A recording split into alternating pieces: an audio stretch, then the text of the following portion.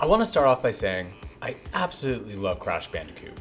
As someone who convinced their mom to buy them a PlayStation back in 1997, yes, I'm old, for the sole purpose of playing Crash, you can imagine I was beyond excited when Crash Bandicoot N Sane Trilogy was released in 2017, a compilation of remasters of the first 3 games in the Crash Bandicoot series. But growing up, I had only played Cortex Strikes Back and Warped, never having played the original Crash Bandicoot, so I was also excited to play that game for the first time. But as I played the game for the first time, I couldn't help but notice that something was different from the other two. I immediately noticed how much harder the levels felt, how much longer the levels felt, and that there was a lack of level variety compared to Cortex Strikes Back and Warped. And I wasn't alone. Many other fans have voiced their dislike with the original Crash Bandicoot for these reasons over the years. So in this video, we're putting these criticisms to the test to see if they hold any truth. The biggest criticism from fans is that Crash Bandicoot is too difficult. Now, this can be subjective, as what's difficult to one person may not be difficult to another. But in an attempt to test this, I played the first 9 levels of each game and counted how many times I died in each level. Whereas the first worlds are typically easy, the second worlds of each game all had some pretty difficult levels, so I felt playing the first 9 levels would be a good representation of the game's difficulty. Please note that I did not attempt to 100% the levels in this video, which would involve smashing all the boxes. My goal was to just try and beat the level, which was hard enough. So here's how I did, starting with Warped.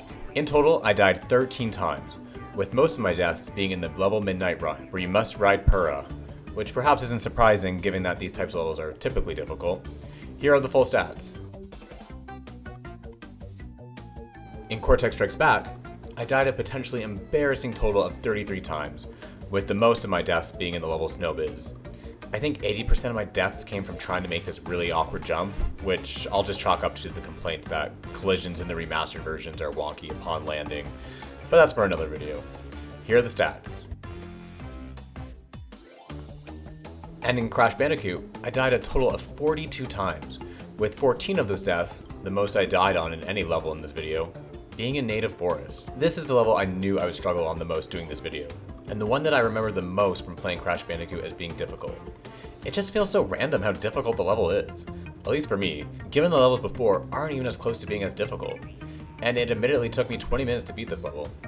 Anyways, here are the stats. Based on the number of times I died in each game, it would appear that Warped is the easiest of the 3, and that Crash Bandicoot is the hardest. In fact, I died almost 4 times the amount in Crash Bandicoot than I did in Warped. Truthfully, I believe each game has some difficult levels, and that the Crash Bandicoot series can be quite difficult in general.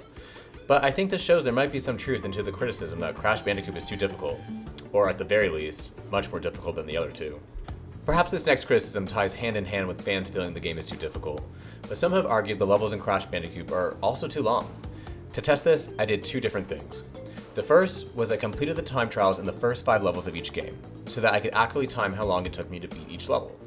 The time trials are essentially a speed run of each level, and it requires not dying once to record a time.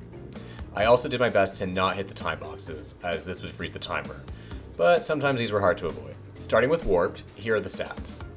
On average, it took me 1 minute and 33 seconds to beat a level. Here are the stats of my time trials in Cortex Strikes Back. On average, it took me 1 minute and 36 seconds to beat a level. And finally, here are my time trial stats in Crash Bandicoot. On average, it took me 1 minute and 11 seconds to beat a level.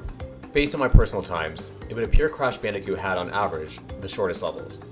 But this data only includes the first 5 levels of each game, and I felt that wasn't good enough data to truly make a conclusive comment on this criticism. And unfortunately, based on my pitiful performance in Native Forest, I knew there was no way I would manage to beat the time trials in the second world levels of each game, which, as mentioned earlier, would require not dying to complete. How one does not die in Native Forest is beyond me.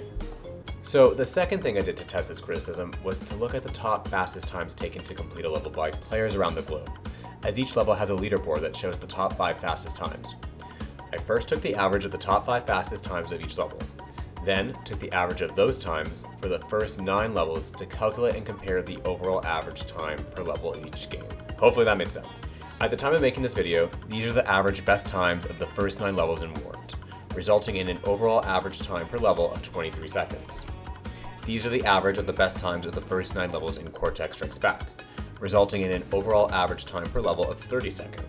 And finally, these are the average of the best times of the first 9 levels in Crash Bandicoot, resulting in an overall average time per level of 46 seconds. Based on these times, the average level in Crash Bandicoot takes 16 seconds longer to complete than Cortex Strikes Back, and takes double the time to complete than Warp.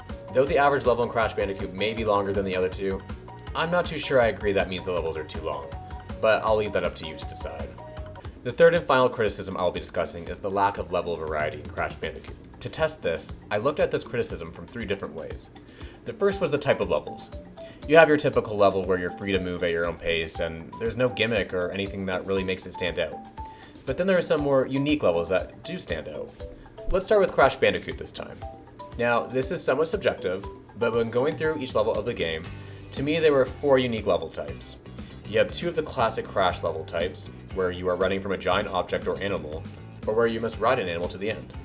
Crash Bandicoot also includes the level type where the lights are very dim, making things difficult to see.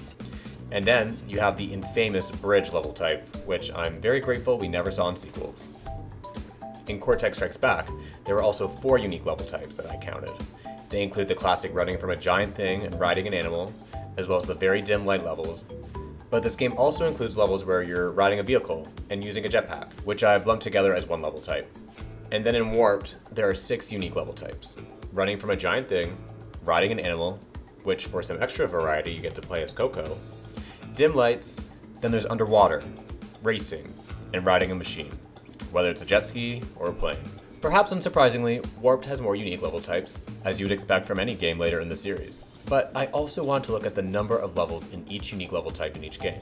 In Crash Bandicoot, there's 8, 2 levels for each unique level type. There is Boulders and Boulder Dash, Hog Wild and Whole Hog, Road to Nowhere and the High Road, and Lights Out and Fumbling in the Dark.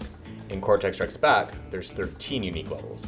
There's Crash Dash, Crash Crush, and Unbearable, Beat It, Bear Down, and Totally Bear, Totally Fly and Night Fright, Hand 8, Air Crash and Plant Food, and Rocket and Pack Attack. In Warped, there's 14 unique levels. There's Boneyard, Orient Express, Midnight Run, and Dynamite, Bug Light, Making Waves, Bye Bye Blimps, Tell No Tales, and Mad Bombers, Under Pressure and Deep Trouble, and Hog Ride, Road Crash, and Orange Ash Bowl. And finally, I also counted the amount of unique level themes, which again, can be subjective, but to me, there are 5 distinct level themes in Crash Bandicoot, which include Tribal, Jungle/Temple Ruins, Bridge in the Sky, Industrial/Factory, and Castle.